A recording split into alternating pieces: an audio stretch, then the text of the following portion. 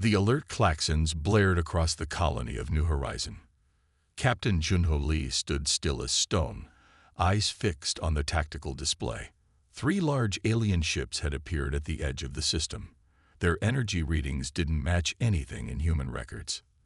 "They're not answering our calls," said Lieutenant Summi Park. Her fingers moved quickly across the communications panel. Junho gave a grim nod. Humans had only been part of the galaxy's community for 15 years. That was almost nothing in space terms. Most alien species still thought of humans as simple and backward. That view was about to change. "Tell Earth Command what's happening. Let them know we're using the Thunderchild," Junho ordered. The HNS Thunderchild came out from its hidden dock. It looked like an old sea destroyer stretched out for space travel. While other species had stopped using physical armor hundreds of years ago, choosing energy shields instead, humans had created special materials that could take massive hits. The alien ships fired, thinking they would destroy the human colony with their plasma weapons. But the Thunderchild took the hits and kept going. Then it fired back with railguns that shot tungsten rods at nearly the speed of light. These simple weapons went right through the aliens' advanced shields. Taro, the alien commander from the Viridian Collective, couldn't believe what he was seeing. His main ship's hull was breaking apart from weapons he had thought were outdated. "This can't be happening," he whispered as the Thunderchild moved closer, its engines running hotter than any known engine should be able to. By the time help arrived from Earth, the fight was over. The Thunderchild floated in victory among the broken pieces of alien ships.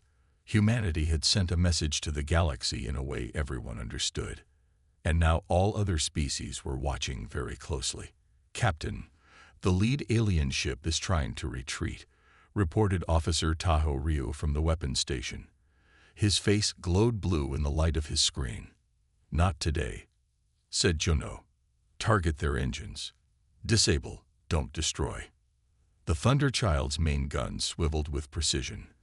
3 shots fired in quick succession. The alien vessel shuddered to a stop, its purple engine glow fading to black. Colony Administrator Minji Kang's voice came through on the command channel. "Captain Lee, what's happening up there? Our sensors show the attack has stopped." "The situation is under control," Junho replied, his voice steady despite the adrenaline still pumping through his system. "We've neutralized 2 enemy vessels and disabled a 3rd. No damage to the colony." A cheer went up from the bridge crew, but Junho silenced them with a raised hand. This wasn't over. "Sunmi, open a channel to the disabled ship." The view screen flickered to life, revealing a tall, thin alien with blue-green skin and large compound eyes. Silver markings ran down the sides of its elongated face. "This is Captain Junho Lee of the Human Systems Alliance. You attacked a peaceful colony without provocation. Explain yourself." The alien spoke, its words translated through the ship's computer. "I am Sub-Commander Lorva of the Viridian Collective. We were told this system was uninhabited. Your presence here violates Sector Agreement 7293. Junho's eyes narrowed. "We have no knowledge of any such agreement. Humans weren't part of your collective when these supposed sectors were divided." "Ignorance does not excuse trespass," Lorva replied coldly. "The collective has claimed this region for 300 cycles. And yet you found us here, living peacefully," Junho countered. "Instead of talking, you attacked." Tactical Officer Minha Song leaned toward Junho. "Sir, we're picking up more ships entering the system. At least 5, maybe more." Junho nodded. "Seems your friends have arrived, Sub-Commander. I suggest you advise them to keep their weapons powered down. The Thunderchild isn't our only surprise." The alien's eyes widened slightly. "You have more ships like this one." "That's not your concern right now," Junho said. "What matters is what happens next. We can fight and more of your people will die, or we can talk. The choice is yours." There was a long pause before the alien responded. "The collective does not negotiate with lesser species." Junho smiled. "I think we've proven we're not lesser. But if you need more convincing." He nodded to Taho, who pressed a sequence on his console. Outside, the Thunderchild's side panels opened, revealing rows of missile launchers that had been hidden from scans. "These are loaded with antimatter warheads," Juno said. It wasn't true. Humans hadn't mastered antimatter weapons yet, but the bluff was worth trying. "One is enough to vaporize your disabled ship. The rest could take out your reinforcements as they arrive." The alien's posture changed subtly. "You would not survive the battle." "Probably not," agreed Juno. "But neither would you. Is that what the collective wants? To lose an entire fleet over a misunderstanding?" Another long pause followed. Finally, Lorva spoke again. "I will suggest to my superiors that we discuss this situation." "Good choice," said Juno. "We'll stand by." When the channel closed, Sumi turned to Juno. "Do you think they'll really talk, sir?" Junho looked at the tactical display, watching as the new alien ships took position around their disabled comrade. "They'll talk," he said confidently. "Not because they want to, but because we've given them something they didn't expect." "What's that, sir?" asked Tahoe. "Doubt," Juno replied. "Until today, they were certain they knew what humans were capable of. Now they don't know what other surprises we might have. That uncertainty is our best weapon." As if to confirm his words, a message came through from the approaching alien fleet. They were requesting a formal parley. The bridge crew exchanged looks of relief and pride. The Thunderchild had done more than win a battle. It had forced a species that had traveled the stars for millennia to see humans as equals for the first time. The real challenge would begin with the negotiations, but Juno knew one thing for certain. After today, no one in the galaxy would underestimate humanity again. 6 months had passed since the battle at New Horizon. Admiral Hoon Kim walked back and forth on the bridge of the UNS Deception. From the outside, the ship looked just like a regular cargo hauler that moved minerals between human colonies. Inside, it was something else entirely. "The Viridian fleet is scanning us now," said Commander Gina Choi. She kept her eyes on the sensor display. "They think we're just a commercial ship." Hoon's lips curved into a thin smile. "Keep our current course. Let them believe we're trying to run away." The Viridian ships came closer. They were eager to capture human technology after their embarrassing defeat months earlier. The aliens had lost 3 warships to a single human vessel, the Thunderchild. Now they wanted revenge. "Distance to nearest Viridian ship?" asked Hoon. 15,000 kilometers and closing fast, replied Lieutenant Woojin Seo from the tactical station. "They're moving to surround us." Hoon nodded calmly. "Perfect. Let them get to 10,000, then spring the trap." The bridge crew worked in tense silence as the alien ships moved into position. They were sleek, purple-hulled vessels with curved lines that made them look like predatory fish. In contrast, the Deception was blocky and plain, with rust stains and dull metal plating.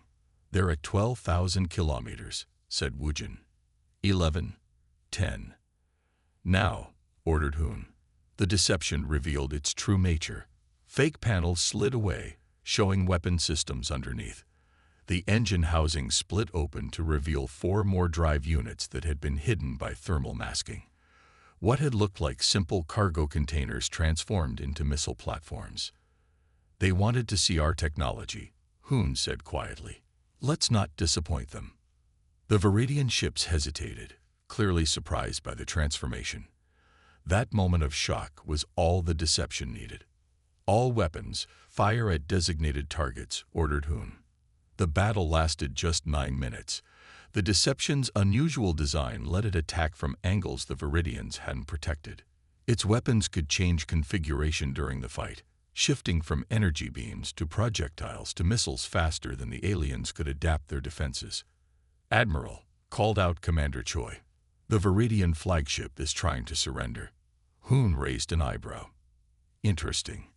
Accept their surrender. Prepare a boarding team." Across the galaxy, on the space station where the Galactic Council met, Elder Coven watched recordings of the battle with growing worry.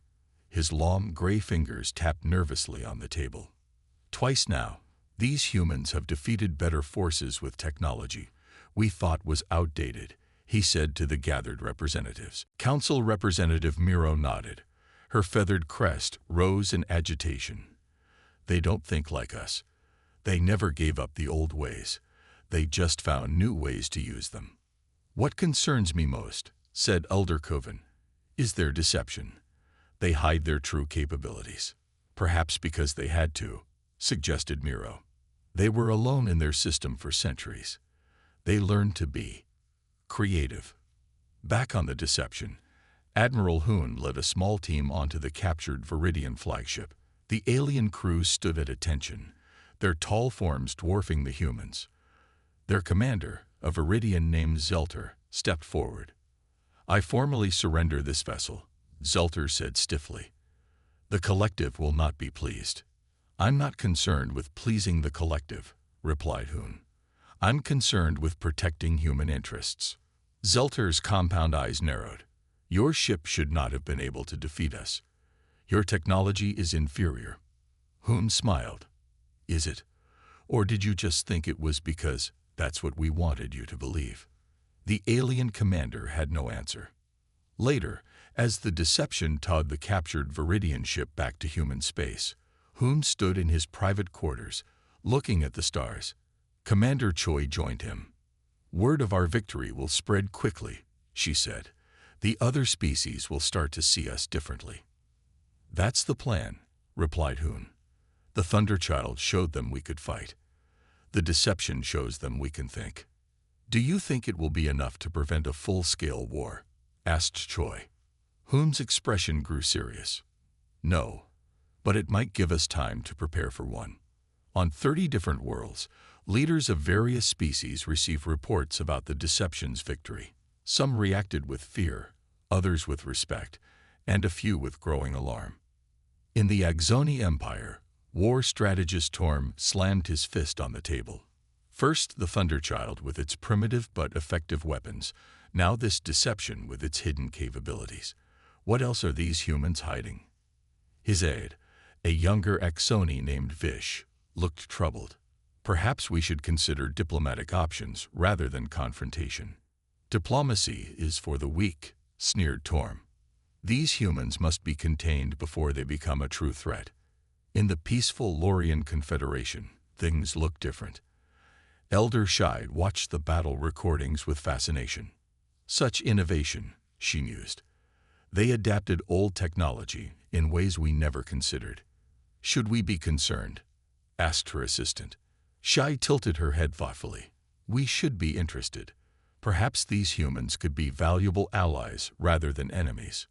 As reports of the deception's victory spread, many species began to reconsider their view of human military ability. Some started to fear what other surprises humans might have developed during their centuries alone.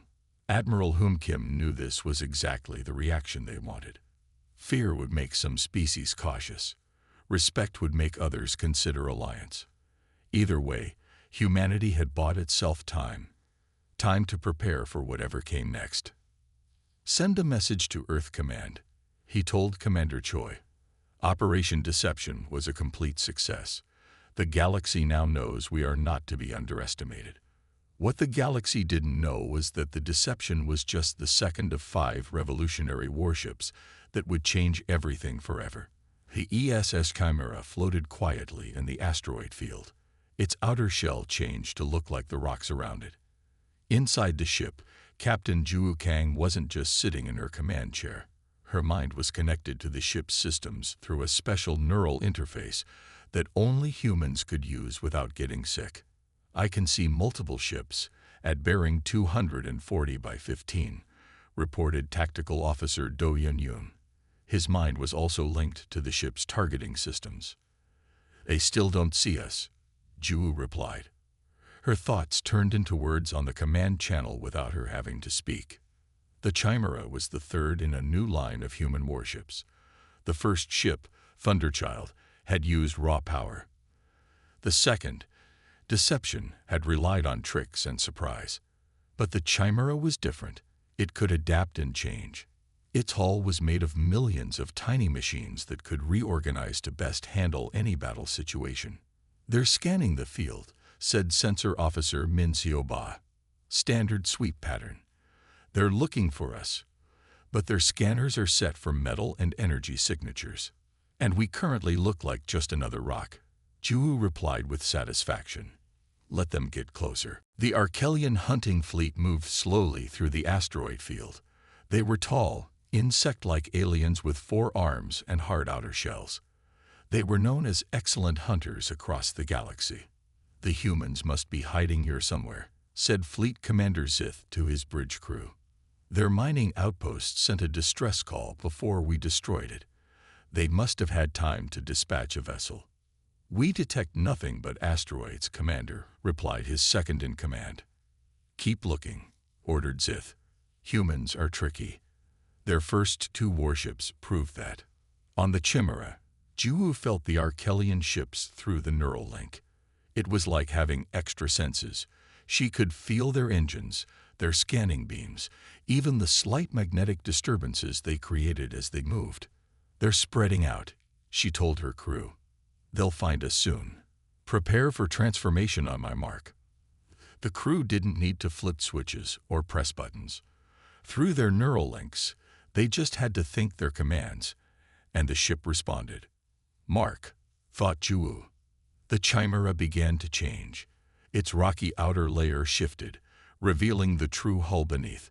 Weapon ports appeared where there had been none before. Engines lit up from unexpected places.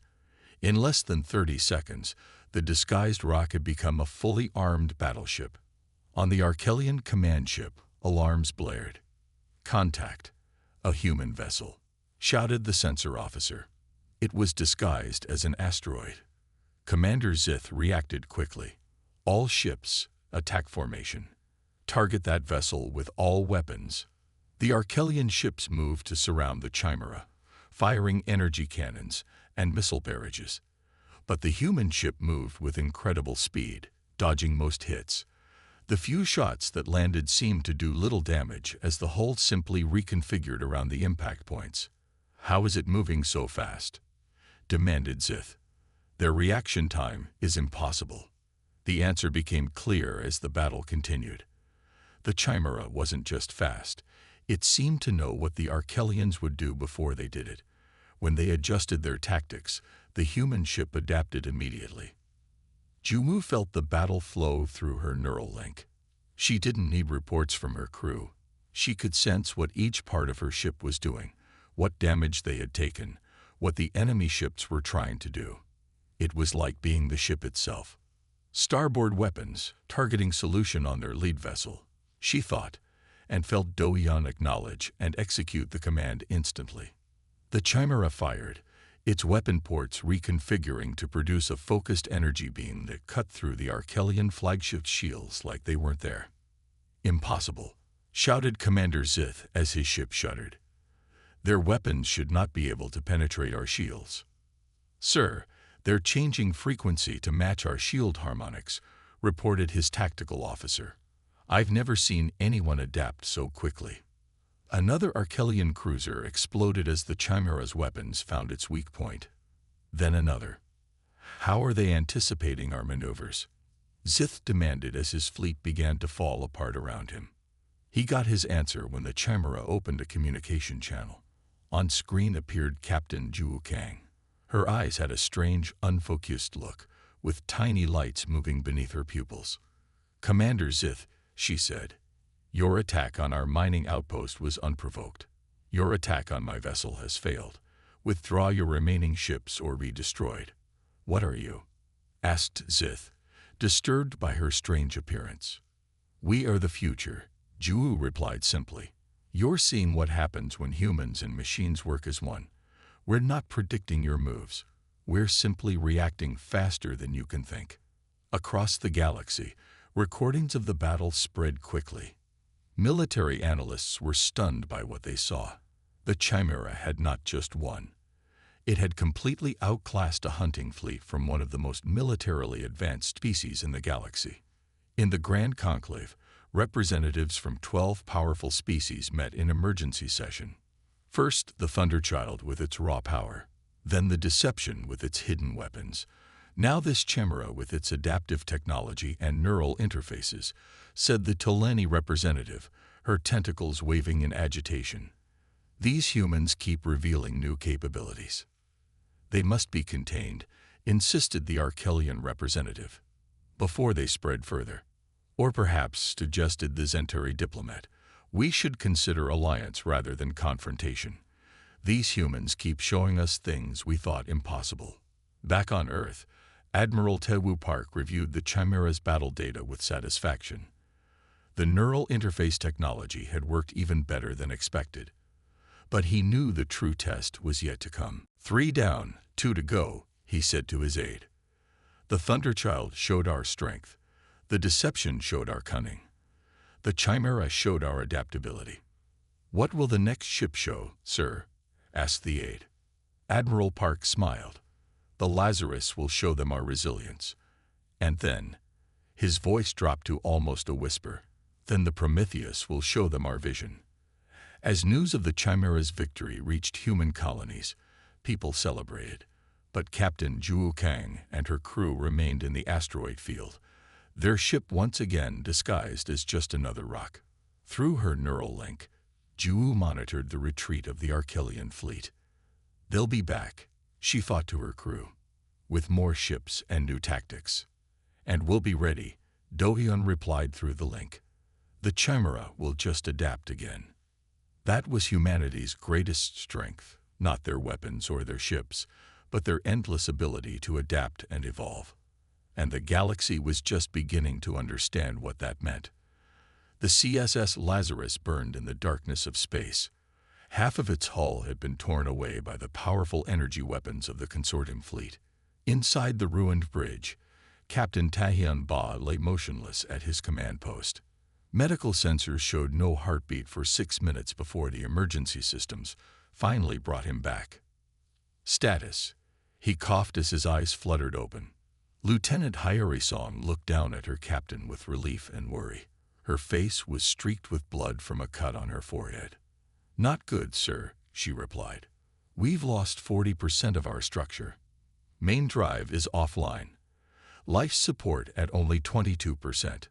Taehyun nodded weakly and tried to sit up. Pain shot through his body, but he forced himself to focus. Initiate protocol rebirth, he said, his voice barely above a whisper. Hyori's eyes widened. Sir, are you sure? It's never been tested in actual combat. Now is the time, Taehyun insisted. Do it. Hyori nodded and placed her hand on the special console that had somehow survived the attack. It scanned her palm, then lit up with a soft blue glow. Protocol rebirth activated, announced the ship's computer in a calm voice. Deep within the broken ship, something amazing began to happen. Trillions of microscopic nanites awakened from their dormant state. They flowed like metallic blood through special channels, eating debris and rebuilding broken parts. Systems that had been destroyed started to regenerate. On the consortium command ship, Victory Master Zhen was celebrating too early. He was a tall, thin alien with pale blue skin and 6 fingers on each hand.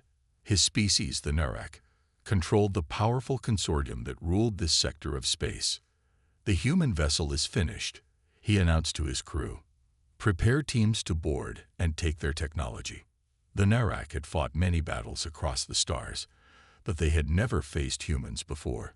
They had heard stories about the first 3 human warships, Thunderchild, Deception, and Chimera, and were eager to prove themselves against this new species. Victory Master called out his sensor officer suddenly. Something strange is happening to the human ship. Zhen turned to look at the main screen. What he saw made no sense. The broken human ship was changing. Where there had been gaping holes, new metal was forming. Lights that had gone dark were coming back on. Impossible, Zhen whispered. But it was happening right before his eyes. The Lazarus was healing itself. Inside the human ship, Captain Taehyun watched through half-closed eyes as his bridge repaired itself around him. Broken screens fixed themselves. Shattered support beams reconnected and strengthened. Sir, reported Weapons Officer Minho Kwan, Defensive systems are back online at 30% and climbing. Weapon arrays are regenerating. How long until we can fight back? Asked Taehyun. At current rate of nanite activity, 20 minutes, sir. Taehyun smiled weakly. Perfect. They won't expect us to recover so quickly. Let them think we're still dying. On the consortium ship, Zhen was no longer celebrating. He paced back and forth, his long fingers tapping nervously against his leg. What kind of technology is this? He demanded. Ships don't heal themselves. It appears to be some form of nanite reconstruction, replied his science officer. The humans have created microscopic machines that can rebuild their vessel. Then we must destroy it completely before it can recover, decided Zhen. All ships target the human vessel with maximum firepower. The consortium fleet opened fire again. Energy beams and plasma torpedoes streaked toward the wounded Lazarus. But this time, something different happened. As the weapons hit, the ship's hull seemed to absorb and adapt to the attacks. Each hit left less damage than the one before it. Inside the Lazarus, Hyare looked at her readouts with amazement. Sir, the nanites are analyzing their weapon frequencies and restructuring our hull to resist them. Each attack is making us stronger. Taehyun nodded. Just as designed. The Lazarus isn't just meant to repair itself. It's meant to learn from what hurts it. After 15 minutes of continuous attacks, the consortium ships had to stop firing to prevent their weapons from overheating. That was when the Lazarus made its move. All weapons target their lead vessel, ordered Taehyun. Fire. Weapons that had been destroyed hours earlier came to life with new energy.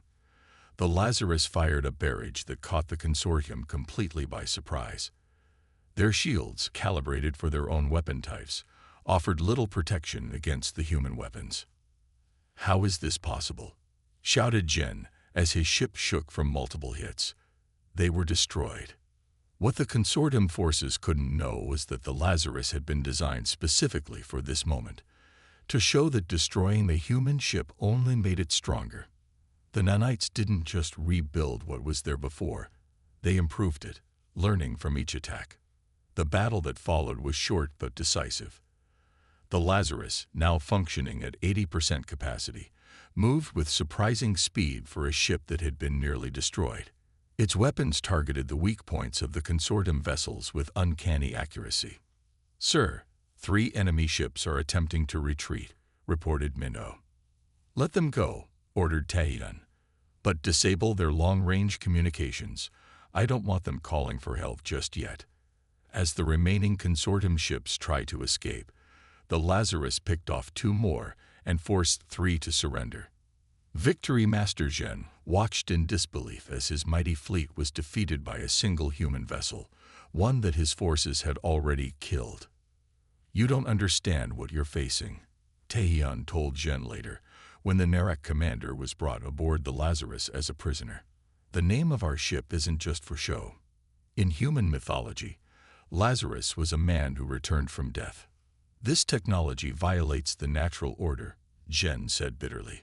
Ships should not heal like living things. That's where you're wrong, replied Taehyun. Your mistake was thinking of ships as just machines. We see them differently. When Earth's defense fleet arrived 3 days later, they found the Lazarus escorting 5 captured consortium vessels back to human space. The message was clear. Humanity could not be defeated by conventional means. Across the galaxy, leaders of many species met in emergency sessions to discuss this new development. The first 3 human warships had been impressive enough. Now the Lazarus showed that humans could create ships that seemed almost impossible to destroy.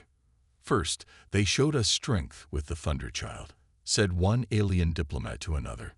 Then cunning with the Deception, adaptability with the Chimera, and now immortality with the Lazarus. What could possibly come next? The answer to that question would soon arrive in the form of the 5th and final ship, the Prometheus. And with it would come a change that would transform the galaxy forever. But for now, as Captain Taehyun Ba stood on his fully repaired bridge, watching his crew work with pride and determination, he knew that humanity had reached a turning point. They had proven they belonged among the stars not just as visitors, but as equals. The Lazarus had done more than survive. It had changed the rules of warfare forever. Grand Admiral Minji stood by the large window on the observation deck of the GFSS Prometheus. The massive ship moved slowly through space, leading the human delegation to the Galactic Concord signing ceremony. After 5 years of fighting, peace was finally within reach. "Still hard to believe we made it this far," said Commander Yuna Kwan, who stood beside him. Her uniform was crisp and perfect for this historic day. Minji nodded, his eyes fixed on the stars ahead. "They pushed us. We pushed back harder." The Prometheus was unlike any ship that had come before it. It showed everything humans had learned during the war. Its outer shell used crystal structures based on Viridian technology, but arranged in ways their engineers had never thought of. Its engines combined Archelian field science with human heat physics.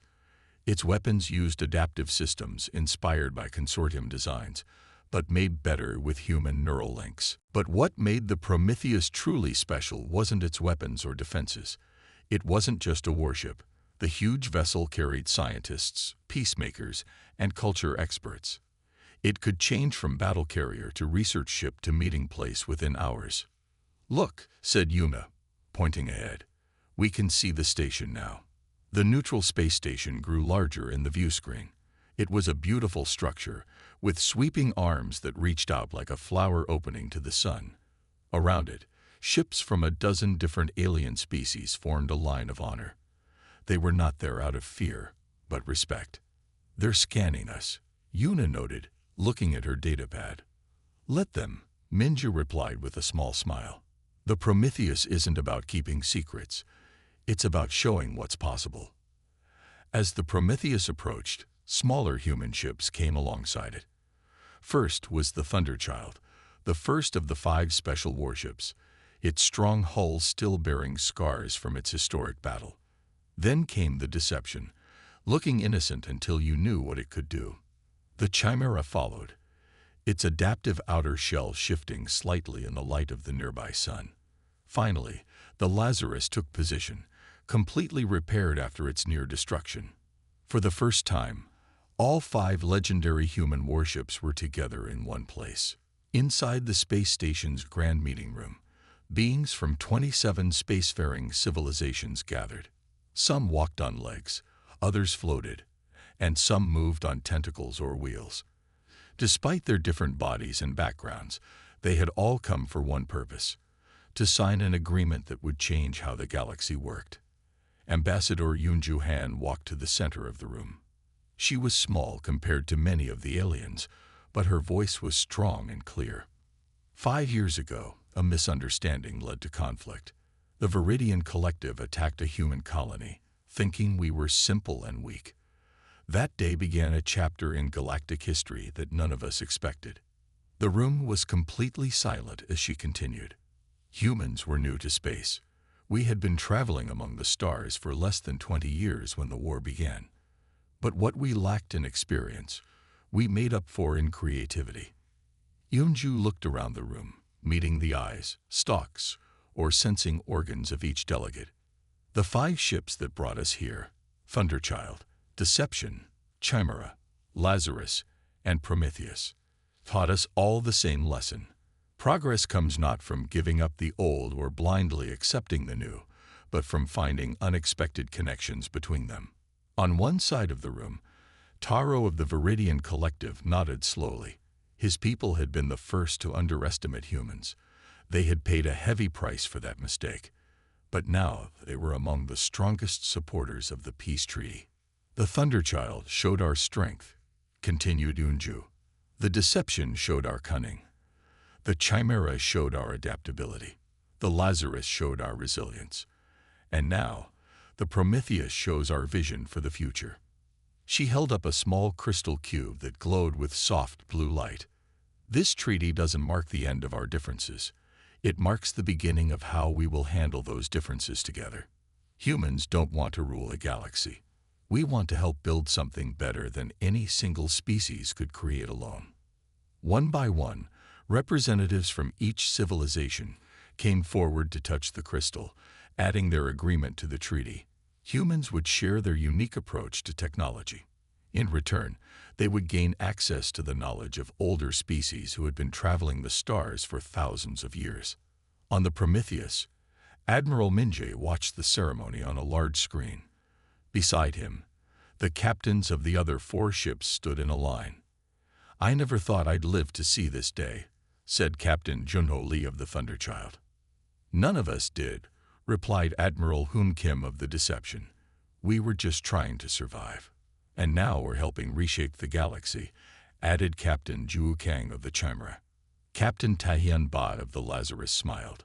"Just like our ships, humanity had to go through fire to be reborn." As the treaty signing ended, the 5 human warships lit up their engines in a coordinated salute. They circled the station not as weapons of war, but as symbols of what was possible when old ideas met new thinking. In the centuries that followed, historians would mark this day as the moment when humanity's true gift to galactic civilization began. It wasn't conquest or superior firepower that changed the galaxy. It was innovation. The 5 human warships that had seemed so threatening to alien species became museums and training vessels, teaching new generations about the war that had led to a lasting peace. And on Earth, in the Great Museum of Space History, 5 small models hung suspended in a display case. Under them was a simple message.